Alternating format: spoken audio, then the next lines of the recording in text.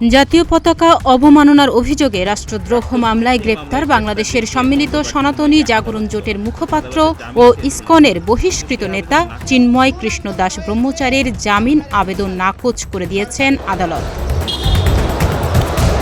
বৃহস্পতিবার মহানগর দায়রা জজ আদালতের বিচারক মোহাম্মদ সাইফুল ইসলামের আদালত এই আদেশ দেন। তবে জামিন শুনানিতে চিন্ময় কৃষ্ণ দাসকে আদালতে হাজির করা হয়নি। চিন্ময়ের জামিন শুনানিতে অংশ নিয়েছেন সুপ্রিম কোর্টের 11 আইনজীবীর একটি দল।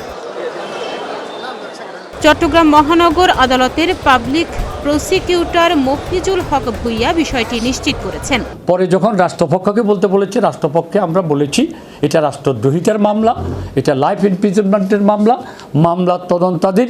এই মুহূর্তে এগুলা ওনাকে জামিন মঞ্জুর করার কোনো সুযোগ নাই। এই কারণে আমরা আপত্তি জানিয়েছি। এই আপত্তির পরিপ্রেক্ষিতে মাননীয় আদালত শুনানি অন্তে গুণাগুণ বিচার করে ওনাদের জামিনের আবেদন নামঞ্জুর করেছেন। আসামিদের করণীয়, যদি স্যারের আজকের আবেদনে যদি নামঞ্জুরের আবেদনে যদি ওনারা সন্তুষ্ট থাকেন বসে থাকবেন, আর যদি সন্তুষ্ট না থাকেন ওনার উচ্চ আদালতে জামিনের জন্য যাবেন।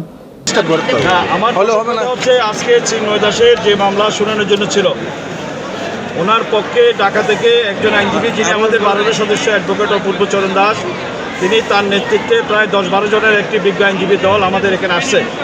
আমরা জেলা আইনজীবীর সভাপতি সাধারণ সভা দুজনে ছিলাম। আমরা তারা যেন শুনানিতে কোনো ধরনের বাধাগ্রস্ত বা কোনো ধরনের কিছু না হয় আমরা তাদেরকে সহায়তা করেছি এবং আজকে অত্যন্ত শান্তিপূর্ণভাবে আসামি পক্ষে প্রায় 20-22 মিনিট তারা বক্তব্য দিয়েছেন, তাদের জামিনের সপক্ষে যুক্তি তুলে ধরেছেন। পাশাপাশি রাষ্ট্রপক্ষের পিপি মফিজুল ভুইয়া সাহেব তিনিও বলেছেন যে এটি একটি রাষ্ট্রদ্রোহী মামলা, যাবজ্জীবন সাজা এই মামলায়। এই মামলা বর্তমানে তদন্তাধীন আছে। এই মামলা জামিন পাওয়াটা ওনার উচিত হবে না, হকদার হবেন না। বিজ্ঞ আদালত উভয়ের বক্তব্য শুনে তাকে যার জামিনের আবেদন নামঞ্জুর করেছেন। এই শুনানিকে কেন্দ্র করে আদালত এলাকায় নিরাপত্তা নিশ্চিত করতে ব্যাপক ব্যবস্থা নেওয়া হয়। যেসব বিচার প্রার্থী আদালতে আসছেন তাদের কাগজপত্র দেখিয়ে প্রবেশ করতে দেওয়া হয়েছে। আদালতে প্রবেশ ও বেরোনোর পথে বিপুল সংখ্যক পুলিশ, বিজিবি ও সেনা সদস্য মোতায়েন রয়েছেন।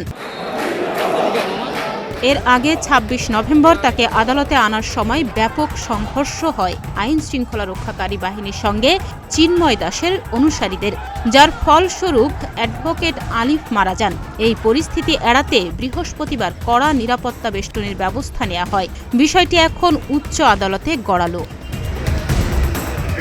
তাহনিয়া ইয়াসমিন, প্রতিদিনের বাংলাদেশ।